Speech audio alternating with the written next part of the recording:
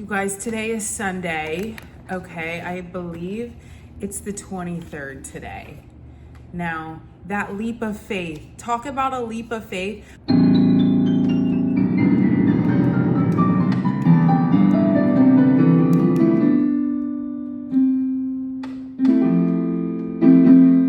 I went to the Baptist church that's right across the street from my apartment, and you guys, this is the second time I've gone there. I've gone this week, today, and last week on Sunday, and nobody's like talked to me.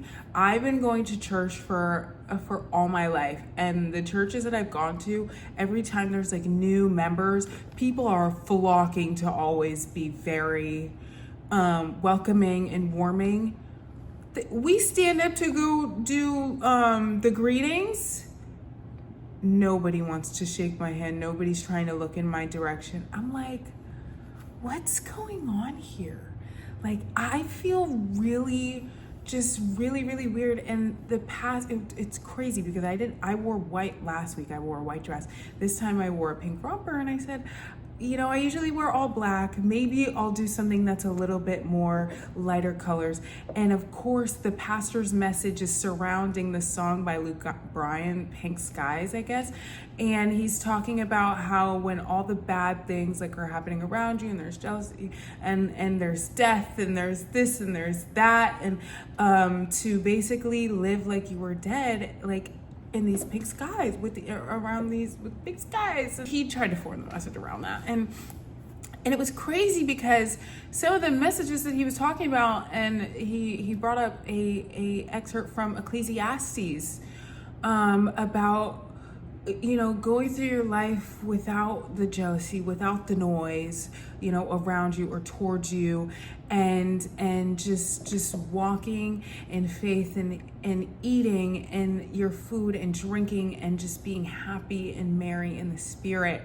And I thought it was such a hypocrisy because the people around me couldn't even afford me any of that, being like a new person. And like, I'm like, this is so odd. Like, I just felt so uncomfortable. I don't know, I haven't read this yet, Take a Leap of Faith. But we gain strength and courage and confidence by each experience in which we really stop to look fear in the face.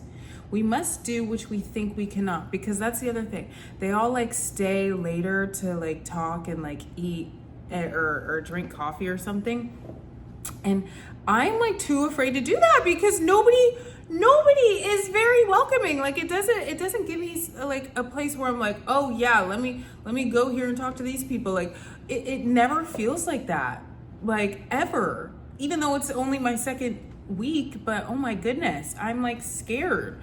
And I've been saying to myself, like, this week I'm gonna like stay and talk. No, I couldn't do it. I went and I got a coffee from a coffee shop, and I just walked straight home. There's only one fabulous you. You're a heavenly design and a woman of great worth. God loves you simply because you're genuinely you. Sometimes he'll guide you to do things that are out of your comfort zone. He'll send you on a mission, or direct your path in ways you never dreamed would happen. Each time you answer with a willing heart to take his direction, you experience more of the abundance that his life has to offer. You become more of what he knew you could be. When you leave the door open for new ideas, new choices, even those you might face with a little fear and trembling, you're rewarded by an even greater understanding of God's faithfulness. God is a creator, and so his imagination knows no end. Each time you tap into your own imaginative spirit, you can share in that sweet joy of taking a leap of faith. You instantly become more than you ever dreamed you could be. Keep their words always in your heart. Tie them around your neck. When you walk, their counsel will lead you. When you sleep, they will protect you. Lord, I know I play it pretty safe most of the time. Help me to be willing to move beyond my reach and try some new things as you direct me. Amen. And me going to this church because I'm definitely the fly in the buttermilk. The only black man that is there is a homeless man who sits all the way in the back, and he doesn't even sit in the pews where everybody else is sitting. And I don't know. Obviously, I'm coming into a very new space, and I understand like this church, it definitely has like a lot of money so I'm not surprised. And I think it's also like a private school as well, or like maybe a private Montessori. So I can understand the demographic of people who are going to be in there. But I guess I just didn't expect for them to not be super receptive at all. I'm like, what do I do? I don't know I feel so weird. And I'm like, I even tried to look around, like maybe lock eyes with people to be like, good morning. Good morning. No, it was like trying to avoid it at my eyes or like any sort of greeting whatsoever. I was like, okay, this is really, really, really, really weird. This is really, really, really, really weird. And I don't know. I'm like, is it what I'm wearing? Okay. It's summertime. I walk, mind you. I don't have a car. So I walk everywhere. So it gets really, really hot. Long enough in the back. I wore these heels. I'm like, what's going on? Like, is it me? Is it, I don't get it. I really don't. And all I want to do is go to church and like maybe have some sense of community, because I always am like confining myself and like locking myself down and not making new experiences and not meeting new people. But dang, I went to go do that and I feel like it's shooting me in the foot. You know, even in school, I'm walking around by myself and there's no like group or community that I'm like, who's happy to be around me. You know, I just always feel like an outlier. And there's nothing wrong with being an outlier, but I mean, even in a space where a reasonable person would believe that maybe they would, you know, kind of bring you in with open arms. But even still, in that regard, like, I don't understand. And that is really starting to get to me sometimes. And I'm not gonna keep hiding it like it doesn't. So in that instance, then, you know what, God, I pray that you show me and provide me a strong community who's not afraid to stand with me and be proud of their connection that they have with me. And I'm starting to cry again because I think I'm just ranting to my phone again. But got up and I was strong enough to get myself ready for church and just go. So I appreciate myself for doing that. Or maybe I'm not doing enough to go and socialize and mingle like after church, but just the in-church experience of even just simply shaking somebody's hand, and you couldn't even do that. What makes me then want to go into a whole cohort of you all and honestly have this same odd, awkward feeling? Like, I just want to escape that. And maybe I'm reading the interactions wrong, and I could completely just be like looking at it from an outside perspective, and maybe they don't truly feel like that. But this is my second week in a row going, and I just feel like even the members of the church who are like really involved, or like the staff, would have done something to be like, obviously you're a new person. There's no other Black people in here. So like, it's just really, really weird. I don't know. No, I'm still gonna go. This is not a deterrent at all, because it just makes the challenge even like better almost, because I'm like, you know what, even if I do make those people uncomfortable, I'm still going back there because I really appreciate the message that comes out of that church. And that's really what I'm trying to gain. And I really appreciated the message even today, like even of the hardships around you, Like, you're the pink sky. You literally just, you wore this and you look like a damn pink sky. And if anybody knows me, I wear white, black, dark black, light black, gray, like tan. I don't wear colors. So then today, coming to church and everybody's wearing these like neutrals and baby blues and stuff, and I'm in a full-on pink romper.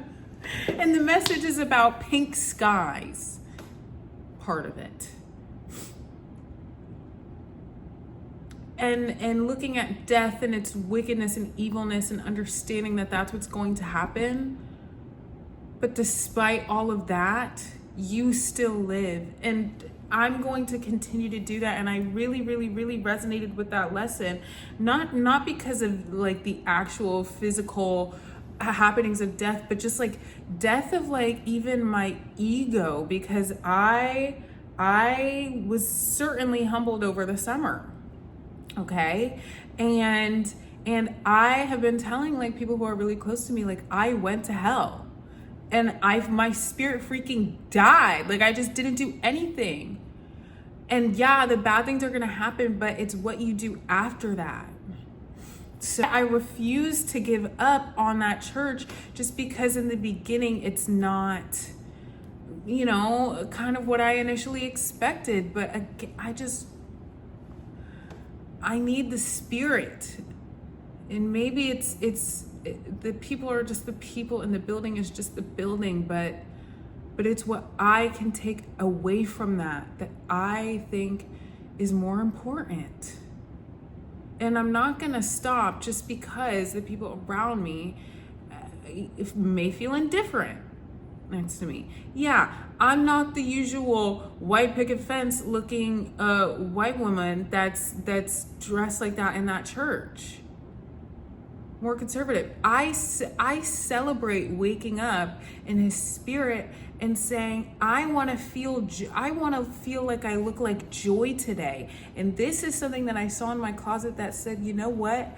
I want to produce that. Instead of wearing my usual black distilled clothing that is just so boring, when that's not really how I reflect. So I said, I want to reflect more of my personality. Let me go ahead and wear something that would be more representative of that. So yeah, maybe, I decided to wear a romper in the summer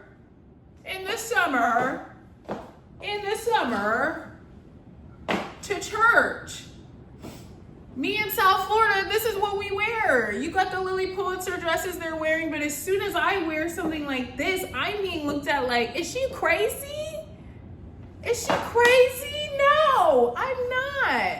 And maybe they were thinking, oh wow, I really actually like that outfit, but dang, like I'm like, is everything okay? You know, in the comments how you all would feel. Like, am I going crazy? Am I maybe thinking a little bit too much into it and should kind of like give it a chance to like go and really mingle and communicate with everybody? Because maybe that's just what they're missing. Like, okay, maybe we're waiting for myself to make the move, but I'm the new person. Like I don't know. It's a church, so I just expected something else. I just expected for people to try and like, you know, get you to meet new people and like bring it and like, hey, why don't you meet this person? Like they're your age or they go to school as well. And like, it's just, I don't know. That's how my church, like churches that I've been a member of, you know, operated.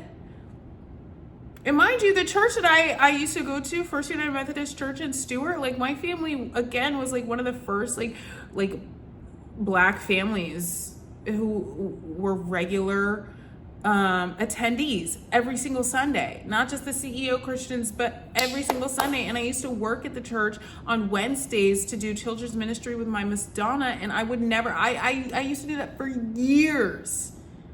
I mean, literally when I graduated 5th grade, because that's really when like the children's ministry ended, because now you're in middle school. Ever since I was like in 6th grade, I was always like back at the church Wednesday, Sunday. I was in the choir. Like, I don't know. And yes, this one is definitely maybe a little bit different because I'm not coming in with a family unit, and this is definitely very familial centered. And I'm just like a single person coming in, but dang, my goodness, you guys, like I would have expected a little bit more camaraderie than this. And yeah, I don't know. But I'm gonna go in next week. I'm gonna do the little social half hour, maybe hour it is. I don't really know how long it is, but I'm gonna go through that little social hour next week. I know I've been saying this now for 2 weeks, and I didn't do it last week, and I didn't do it today. I just didn't feel. We're gonna try again next week. We're gonna see what we can get out of it. Okay? But put in the comments below, like, what you think. Okay? Anyway, I love you guys so much. Thank you guys for watching today. I tried not to shed a tear, but I mean, it was my eyes were sweltering just a little bit. But thank you all for watching. You guys, I am reading Ecclesiastes right now. So I started at chapter 3, and it is, okay, here we go. I'm starting at chapter 3. Chapter 5, actually. Chapter 5. And it's titled Reverence, Humility, and Contentment. This is where he read from, okay? But this is the beginning. Guard your steps when you go to the house of God. To draw near to listen is better than the sacrifice offered by fools, for they do not know how to keep from doing evil. Never be rash with your mouth, nor let your heart be quick to utter a word before God. For God is in heaven, and you upon earth. Therefore, let your words be few. For dreams come with many cares, and a fool's voice with many words. When you make a vow to God, do not delay fulfilling it, for he has no pleasure in fools. Fulfill what you vow. It is better that you should not vow than that you should vow and not fulfill it. Do not let your mouth lead you into sin, and do not say before the messenger that was a mistake. Why should God be angry at your words and destroy the work of your hands? With many dreams come vanities and a multitude of words, but fear God.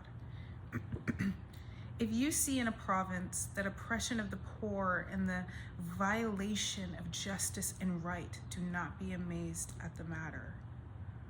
For the high official is watched by a higher, and there are yet higher ones over them.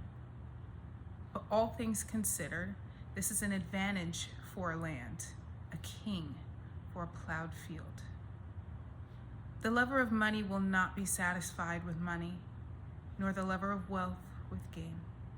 This also is vanity. When good increases, those who eat them increase. And what gain has their owner but to see them with his eyes?